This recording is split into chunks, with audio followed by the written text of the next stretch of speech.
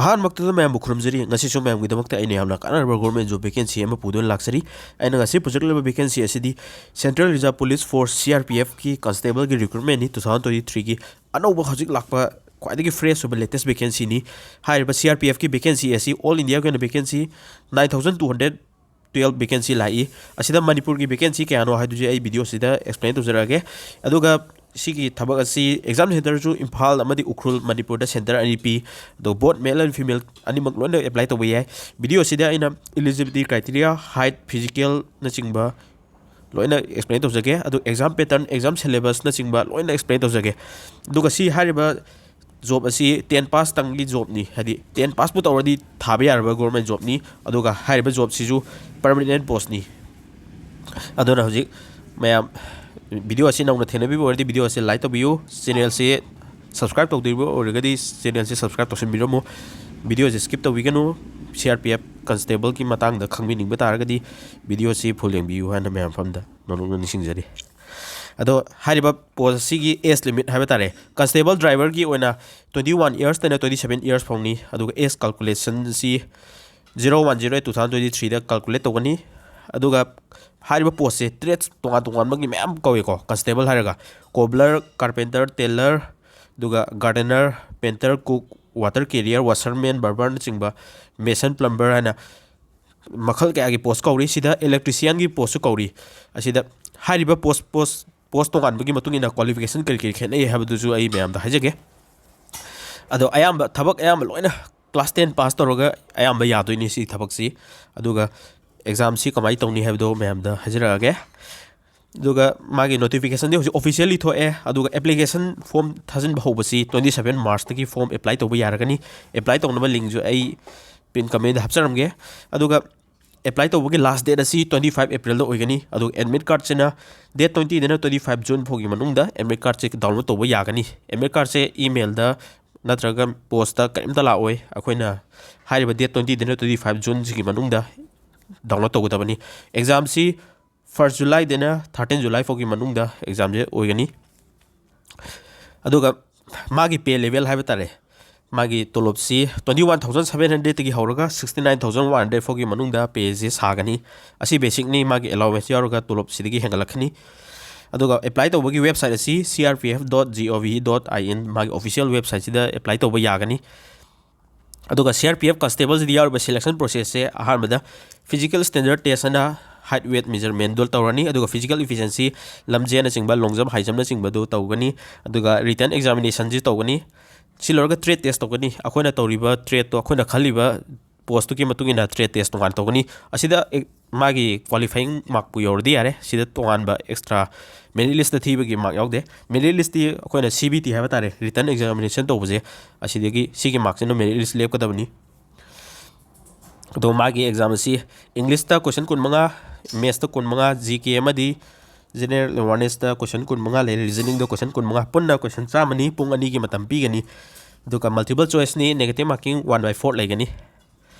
दुका examination fee असी general OBC अमदी EWS कैटेगरी होना ₹100 नि नुपी सिंग अमदी schedule caste schedule tribe ex serviceman सिंगबा मोदी फी अमुतिंग दे अप्लाई तौबसी ऑनलाइन दा खक तौगदबनी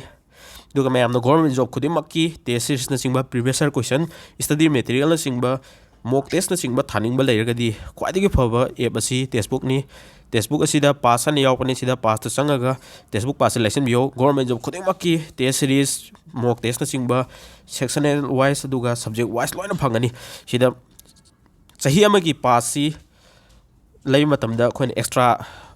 था अहुम फंगनी को 15 मन की पास ने हजिक लाइसी सिदा आगी कोड T2M हम कोड सिना बेबे तारगदी ₹269 फंगनी दुगा सी की टेक्स्टबुक पास की लिमिटेड सेल ने हजिक लाइसे डेट 18 मार्च ता लोयर नि की सेल से अदु न मैम सेल जे लैर कांदा लेसन बिहोरो ऑफर लैर कान लेसन बिहोरो नत्रदी मागी यूजुअल प्राइस से 399 नि अदु मागी ऑफिशियल PDF सु आई टेलीग्राम चैनल दा जो आई थगत चरके अदु एग्जाम जी जो डेट 1 दगी डेट 13 फौगी मनुंगदा तौरने नै ममा हेजग्रे दुगा वैकेंसी असी मणिपुर के नुपी की वैकेंसी असी नुपी ददी अमतंग लैरे दुगा नुपा की वेना वैकेंसी जे 46 लैबनी दु एज लिमिट से 21 दिन 27 इयर्स पो का हाइरिजे असी के मागी constable driver की निको मागी एज रिलैक्सेशन जे शेड्यूल कास्ट शेड्यूल ट्राइब की 5 years लेकनी OBC की 3 years लेकनी अदुगा constable द cobbler गुम्बा carpenter गुम्बा अदुगा painter को water carrier ना चिंबा electrician ना चिंबा मोई की एज लिमिट असी 18 देना 23 years फोक्तनी अदुगो मोई की रिलैक्सेशन लेकनी SC/ST की 5 years OBC की 3 years माइनर रिलैक्सेशन लेकनी असी देखो ये पोस्ट खेना भी मतुना ड्राइवर की ओइना मागी मिनिमम क्राइटेरिया जे मैट्रिक पास तौबा अमदी ड्राइविंग लाइसेंस लैरगा मोगी ड्राइव टेस्ट तौबदा हाइबा कैंडिडेट ओगदबनी अदुगा मैकेनिक मोटर व्हीकल की ओरगना 10 नत्रगा 12 पास तौबो ओगदबनी अदुगा ITI की 2 ITI की सर्टिफिकेट पाइबा मथौ ताइ सिगिदी अदुगा अतोपा ट्रेस सिंगी ओइनदी मेट्रिकुलेशन सर्टिफिकेट मैट्रिक पास तौरबा अदुगा मोगी ट्रेड तुगी टेस्ट तुदा हाइबा हाइरगदी यारे सर्टिफिकेट चांगदे अदुगा एग्जाम सेंटर सी मणिपुर के ओइना इम्फाल अमदी उखरुल एग्जाम सेंटर अनि फंगे अदुना मणिपुर जो ताब एग्जाम दिना परमानेंट पोस्ट नि मैम सास यंग बिहोरो अदुगा हाइट सी मणिपुर के ओइना हाइट सी नुपा की ओइना 162.5 सेंटीमीटर ओय नुपी की ओइना 152.5 सेंटीमीटर ओगनी अदुगा फिजिकल सी पोस्ट मैम की ओइना मरु ओइना नुपा सिंग की ओइना मागी लमजेन सी 5 किलोमीटर रेस होगनी 24 मिनट्स पीगनी नुपी सिंगिना 8.30 मिनट्स दा 1.6 किलोमीटर सेन मंगमगदबनी अदुगा मागी रिक्रूटमेंट की प्रोसेस दी रिटर्न एग्जामिनेशन लेरे हाइट वेट मेजरमेंट लेरे अदुगा लमजेन लेरे अदुगा ट्रेड टेस्ट तौगनी अखोइना खलिबा ट्रेड तुकी मतुइना डॉक्यूमेंट वेरिफिकेशन तौगनी मेडिकल एग्जामिनेशन जो तौगनी अदुगा मागी अखोइगी मेरिट लिस्ट हाइबा तारे मेरिट लिस्ट लेपसी अखोइगी रिटर्न एग्जामिनेशन दी लेपकदबनी अदुगा अखोइना मेरिट लिस्ट लेपिबा एग्जामिनेशन जे सिजे पास तौवे तौदे हाइबा मागी मिनिमम कट ऑफ लेगिको मिनिमम कट ऑफ से जनरल कैटेगरी की ओइना 30% नी EWS अमदी OBC की ओइना 25% नी SC/ST schedule caste schedule tribe की ओइना 20% होगनी मागी अदुगा खोइना फोटो अमदी सिग्नेचर थागतबगी नियम से हाइबा हाइजगे बैकग्राउंड से लाइट बैकग्राउंड ओगदबनी व्हाइट बैकग्राउंड ओइबनो ख्वाइदगी फै अदुगा व्हाइट बैकग्राउंड ओइरगा खोइना फोटो नमदा खोइना लिटलिबा शर्ट जु व्हाइट ओइरगदी अदुदी यादे बैकग्राउंड का मचु मनहन भी यादे अदुगा खोइना फोटो नम मतमदा फोटो अखोइ की नाकोंग अनि मकसे विजिबल ओगदबनी उहनगदबनी फोटो की साइज असि 50 देना 100 KB फोगे मनुंग ओगदबनी अदु खोइना सिग्नेचर थागतपदसु सिग्नेचर जे ब्लैक इंक न तौगदबनी ब्लू न तौबा दे ब्लैक न तौगदबनी अदुगा खोइना सिग्नेचर फोटो स्कैन तौ मतमदा सिग्नेचर मपादु तंग स्कैन तौगदबनी अतोपा फुल पेज तौरोइदबनी अदुगा सिग्नेचर की साइज सु 50 KB देना 100 KB फोगे मनुंग ओइगनी तो मैमना SSC रेलवे डिफेंस की एग्जाम सिंगी लाइरिक सिंग पांबिरगदी 199 दा फंगनी मैम टेलीग्राम दा मेसेज थाबिरो अदुगा बैंकिंग की एग्जाम सिंगी लाइरिक पांबिरगना 149 दा फंगदी PDF ओननी टेलीग्राम दा पर्सनली ओना टेक्स्ट तौबिरो अदुगा दुम मैम लाइरिक से फंबे यागनी अदुगा सिदा CRPF की लाइरिक ओरो अग्निपथ की लाइरिक ओरो आर्मी नेवी की लाइरिक लोन फंगनी को अदो सिदा फंगदोबा लाइरिक सिंग जे हैपेट उचरमगे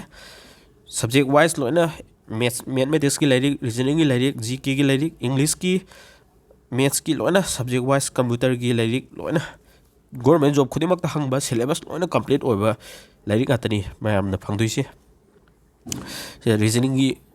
की लाइरिक अदुगा मैथ्स की लाइरिक सिना बैंकिंग की लाइरिक आतनी को हारिबा लाइरिक सिंग सी मैम लोना टेलीग्राम दा मेसेज थारागा लोय फंबा यागनी मैम चैनल सिबो सब्सक्राइब तौसिमिरमु गवर्नमेंट जॉब की मतंग दा लाकपा वैकेंसी न चिंबा अपडेट सिंग मैम दा लोयना मतम सारा फंगनजगे मैम दा सपोर्ट तौबियो सब्सक्राइब तौसिमिरमु कमेंट सेक्शन दा मैम गवर्नमेंट जॉब लाकपा सिंग आइन एक्सप्लेन तौबा चिथौबना चिंबा मैम अदुदा क्लैरिफाई तौबिरो वाना हाजरी कसी गनि दे मतंग सिदा वीडियो सिटेंशन जगे थैंक यू।